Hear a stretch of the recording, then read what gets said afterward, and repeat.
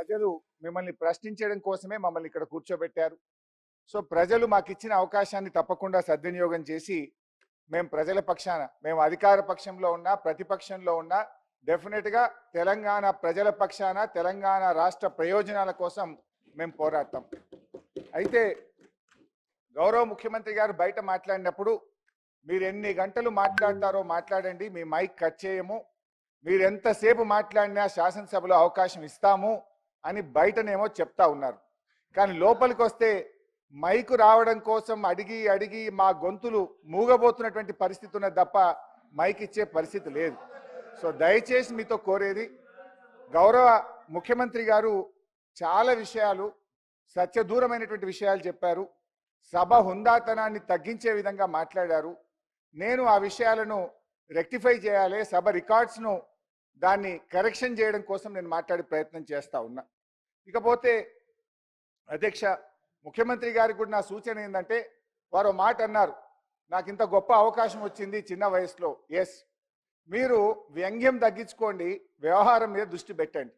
మీ మాటల్లో వ్యంగ్యం ఎక్కువైంది, వ్యవహారం తక్కువైంది. ఇలా మీరు ఒక ముఖ్యమంత్రిగా ఈ రాష్ట్రాన్ని బాగు చేయడం కోసం చక్కగా మాట్లాడితే తప్పకుండా మేము సహకరించడానికి సిద్ధంగా ఉన్నాం. అయితే అధ్యక్ష, ఈరోజు మన రాష్ట్రానికి ఒక మంచి రోజు, చాలా గొప్ప దినం. ఒక రకంగా చెప్పాలంటే ఈరోజు కేంద్ర ప్రభుత్వం గౌరవ పివి నరసింహారావు గారికి భారతరత్న అవార్డు ఇవ్వడం, ఇది మనందరికీ కూడా గర్వకారణం. అధ్యక్ష, నేను మీ ద్వారా ప్రభుత్వానికి ఒక చిన్న అప్పీల్ ఏంటంటే, ఇదే శాసనసభలో పివి నరసింహారావు గారికి భారతరత్న ఇవ్వాలని మనం ఏకగ్రీవ తీర్మానం చేసి పంపిస్తే, ఈరోజు కేంద్ర ప్రభుత్వం వారికి భారతరత్న ఇచ్చినందుకు ఈ సభలో ఏకగ్రీవ తీర్మానం చేసి మనము కేంద్ర ప్రభుత్వానికి కృతజ్ఞత చెప్పాలి. మన పివి గారి గౌరవాన్ని మనం పెంచుకోవాల్సిన అవసరం ఉంది.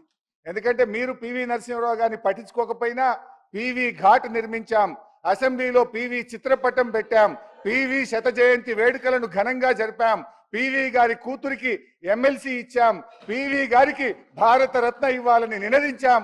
ఇవాళ అది నిజం కావడం, ఇది యావత్ తెలంగాణ ప్రజలకు గర్వకారణం.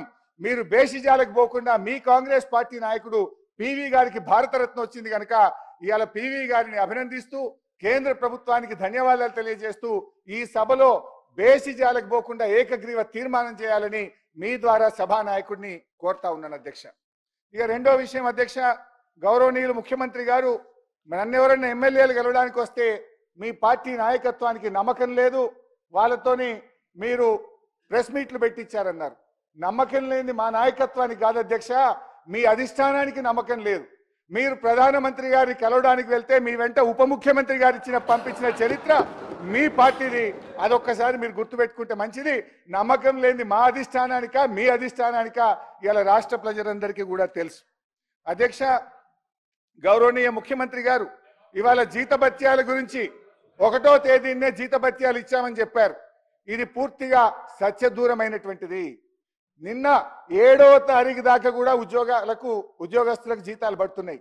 ఇవాళ ఉదయం నా దగ్గరికి కాంట్రాక్ట్ లెక్చరర్లు వచ్చి, అన్నా 2 నెలలు అయింది జీతాలు రాలేదు, అసెంబ్లీలో మాట్లాడండి అని ఈరోజు ఉదయం కాంట్రాక్ట్ లెక్చరర్లు నా దగ్గరికి వచ్చారు.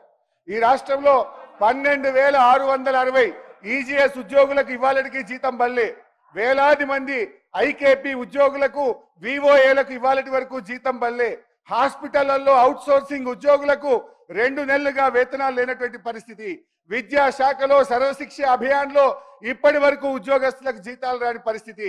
నేను మిమ్మల్ని విమర్శించడం కోసం చెప్తలేను, 1వ తారీఖు ఇచ్చినమని సత్యదూరమైన విషయం సభలో చెప్పారు, కరెక్షన్ చేసుకోండి. మీరు 1వ తారీఖు ఇవ్వలేదు, 6, 7వ తారీఖు దాకా ఇచ్చారు. ఇంకా రానటువంటి వాళ్ళు కూడా చాలా మంది ఉద్యోగస్తులు ఈ రాష్ట్రంలో ఉన్నారు, వాళ్ళకు వెంటనే జీతాలు ఇవ్వండి అని మీ ద్వారా గౌరవ ముఖ్యమంత్రి గారిని కోరుతా ఉన్నా. అధ్యక్ష, పెన్షన్ల గురించి గౌరవ ముఖ్యమంత్రి గారు మాట్లాడారు. నేను ముఖ్యమంత్రి గారిని నేనేదో సవాళ్ళు విసరడమో ఛాలెంజ్లు చేయడమో చేయగలుగుతా, కానీ మీరు కొత్తగా వచ్చినారు, ఇంకా పూర్తిగా పరిపాలన మీద గ్రిప్ రాలేదు, ఇంకా రావాలి, సమయం పడుతుందని మీకు నేను కరెక్షన్ కోసం చెప్పే ప్రయత్నం చేస్తున్నా. జనవరి నెలలో వృద్ధులకు వితంతువులకు ఆసరా పెన్షన్ ఇవ్వలేదు. ఆ నెల పెన్షన్ వినండి, జనవరి నెల పెన్షన్ ఫిబ్రవరి 1వ తారీఖు 2వ తారీఖు నుంచి స్టార్ట్ చేసిండ్రు. అది ఫిబ్రవరి పెన్షనా జనవరి పెన్షనా? జనవరి నెల మొత్తములో ఆసరా పెన్షన్ ఈ రాష్ట్ర ప్రజలకు అందలేదు. జనవరి నెలలో ఇవ్వాల్సింది ఫిబ్రవరి 1వ తారీఖు నుంచి స్టార్ట్ అయింది. మరి అట్లా అనుకుంటే ఈ ఫిబ్రవరిలో జనవరిది ఫిబ్రవరిది రెండు కలిపి ఇస్తే అది కరెక్ట్ అవుతుంది. కానీ మీరు గొప్పగా ఏం చెప్తున్నారు, 1వ తారీఖే ఆసరా పెన్షన్ ఇచ్చినామని గొప్పగా చెప్పుకునే ప్రయత్నం చేసి పప్పులో కాలేసిండ్రు. అది ఫిబ్రవరి కాదు, జనవరి నెలలో ఎగ్గొట్టిందని ఫిబ్రవరి 1 స్టార్ట్ చేసిండ్రు. I request the CM to stand correction. అధ్యక్ష, ఇకపోతే రైతు బంధు విషయంలో కూడా గౌరవ ముఖ్యమంత్రి గారు మాట్లాడారు. రైతు బంధు విషయంలో వారు కొన్ని సంవత్సరాలది ఉటంకించే ప్రయత్నం చేసినారు. రైతు బంధులో వారు చెప్పిన దాంట్లో కొంతవరకు సత్యం, కొంతనేమో సత్య దూరం. ఏంటి, మేము చిన్న రైతులకు 7,500 కోట్లు రైతు బంధు వేయాల్సి ఉంటే దాదాపు 6,000 కోట్లు మొదటి నెల రోజుల్లోనే ఇచ్చాం. ఏదైనా చివరి 200, 300, 500 కోట్లుంటే ఆలస్యం జరిగి ఉండొచ్చు. కానీ మీ హయాంలో ఇచ్చింది 200, 300 మొదలు ఇవ్వాల్సింది చాలా ఎక్కువ ఉన్నది అనేటువంటి విషయాన్ని మీ ద్వారా గౌరవ ముఖ్యమంత్రి గారి దృష్టికి తెస్తా ఉన్నాం. అధ్యక్ష, మీరు మాట్లాడొద్దంటే కూర్చుంటాం అక్క. అధ్యక్ష, ముఖ్యమంత్రి గారు ప్రతిసారి నా మీద ఓ అగ్గిపెట్ట ముచ్చట తీసుకొస్తారు. ఇది ఉద్యమకారులకు తెలుస్తుంది ఆ ఆవేదన, ఆ తపన, మా తన్లాట ఆ రోజు. ఎందుకంటే మీరేనాడు అమరవీరులకు శ్రద్ధాంజలి ఘటించిన వాళ్ళు కాదు, ఏనాడు అమరవీరుల కుటుంబాలను పరామర్శించిన వాళ్ళు కారు, ఏనాడు పాడెమోసిన వాళ్ళు కారు. ఉద్యమకారుల మీద తుపాకులు పట్టుకొని పోయిన మీకు అమరవీరుల గురించో తెలంగాణ పోరాటం గురించో మీకు తెలుస్తుందని నేను అనుకోను. ఏదేమనంటే అరిగిపోయిన గ్రామ్ఫోన్ రికార్డ్ లాగా ఈ అగ్గిపెట్ట ముచ్చట మాట్లాడు బంద్ చేయండి. అది మా ఉద్యమ స్ఫూర్తి. మేము ఆ రోజుల్లో పోరాటంలో మా ప్రయత్నాన్ని మీరు అట్లా కించపరిచో తగ్గించో రాజకీయంగా విమర్శ చేస్తామనుకుంటే అది మీ విజ్ఞతకే వదిలేస్తున్నాం. అధ్యక్ష, ఈరోజు ఎస్ఎల్బిసి టనల్ విషయంలో అఫ్ కోర్స్ ఇరిగేషన్ మీద డిస్కషన్ ఉంటే చాలా డీటెయిల్గా నేను మళ్ళీ వాటన్నిటికి కూడా వివరణ ఇస్తాను. అధ్యక్ష, ఎస్ఎల్బిసి టనల్ విషయంలో మొన్న ప్రెస్ కాన్ఫరెన్స్లో, ఈరోజు అసెంబ్లీలో కూడా గౌరవ ముఖ్యమంత్రి గారి సభను తప్పుదో పట్టించారు. మొన్న ప్రెస్ కాన్ఫరెన్స్లో 1 కిలోమీటర్ తవ్విండ్రు 10 ఏళ్ళల్లో అని చెప్పిండ్రు. ఇవాళ అసెంబ్లీలో 1.5 కిలోమీటర్ మాత్రమే తవ్వారు ఈ 10 ఏళ్లలో అని చెప్పి ఒక తప్పుడు మాటను సభలో చెప్పి రాష్ట్ర ప్రజల్ని మీరు తప్పుదో పట్టిస్తా ఉన్నారు. 11 కిలోమీటర్లు మా హయాంలో ఎస్ఎల్బిసి టనల్ తవ్వడం జరిగింది. దయచేసి ముఖ్యమంత్రి గారు దీన్ని కరెక్షన్ చేసుకోవాలి. ఇంకోసారి మాట్లాడేటప్పుడు డబుల్ చెక్ చేసుకొని మాట్లాడండి. అది మీ పొజిషన్కు, ఆ కుర్చీకి మీకు తగదు అని చెప్పి గౌరవ ముఖ్యమంత్రి గారికి మనవి చేస్తా ఉన్నాం. అధ్యక్ష, గౌరవ ముఖ్యమంత్రి గారు నాగార్జున సాగర్ డ్యామ్ గురించి కూడా మాట్లాడారు. నేను మీకు ఇచ్చే సూచన, విమర్శ చేయాలంటే నేను చాలా చేయగలుగుతా. అఫ్ కోర్స్ నా వల్ల నా మైక్ కట్ అవుతుంది. నేను మీకు ఇచ్చే సూచన, ఆ రోజు శ్రీశైలం ఆంధ్రప్రదేశ్ ప్రభుత్వ కంట్రోల్లో, నాగార్జున సాగర్ను తెలంగాణ ప్రభుత్వ కంట్రోల్లో ఇచ్చారు. కానీ ఈరోజు ఎన్నికలు జరిగే రోజు, పోలింగ్ రోజు ఆంధ్రప్రదేశ్ దుర్మార్గంగా వచ్చి ఆ రోజు పోలీసులు వచ్చి వాళ్ళు ఆధీనం చేసుకున్నారు. ఎలక్షన్ జరిగేటప్పుడు ఏముంటది, మనమందరం ఎలక్షన్ కమిషన్ పరిధిలో ఉంటాం. రాష్ట్ర ముఖ్యమంత్రి ఆపద్ధర్మ ముఖ్యమంత్రిగా ఉంటారు. అయితే నేను మిమ్మల్ని కోరేది ఏంటంటే, ఇవాళటికి 2 నెలలైనా సిఆర్పిఎఫ్ పోలీసుల భద్రతలో ఇలా నాగార్జున సాగర్ ఉన్నది. శ్రీశైలం మాత్రం ఈ రోజు కూడా ఆంధ్రప్రదేశ్ పోలీసుల హయాంలో ఉంది. మీరు వెంటనే నాగార్జున సాగర్ను మన రాష్ట్ర ఆధీనంలోకి తీసుకునే విధంగా మీరు కృషి చేయాలని చెప్పి నేను విజ్ఞప్తి చేస్తా ఉన్నా. ఎందుకంటే శ్రీశైలం ఈరోజు ఏపీ ప్రభుత్వంలో ఉన్నప్పుడు సాగర్ మన చేతుల్లో ఉండాలి.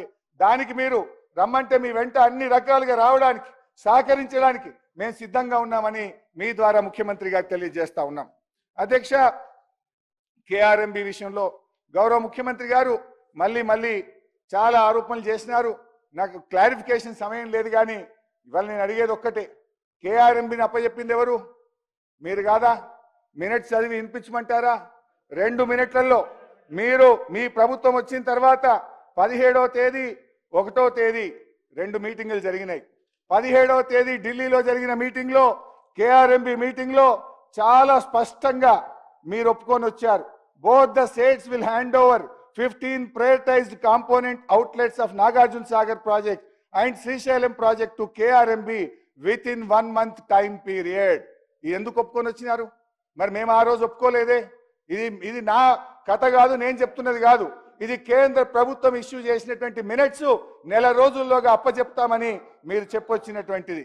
రెండవది అధ్యక్ష, మళ్ళీ ఈ విషయం మీద మీరు తెల్లారి పత్రికల్లో వార్తలు వచ్చినాయి. అయ్యో మనకు విద్యుత్ ఎట్లా, మన రాష్ట్రానికి అన్యాయం, జగన్ విజయం సాధించిన పత్రికల్లో వస్తే నేను ఆ రోజు ప్రెస్ కాన్ఫరెన్స్ పెట్టి ఈ ప్రభుత్వాన్ని తట్టి లేపినాం.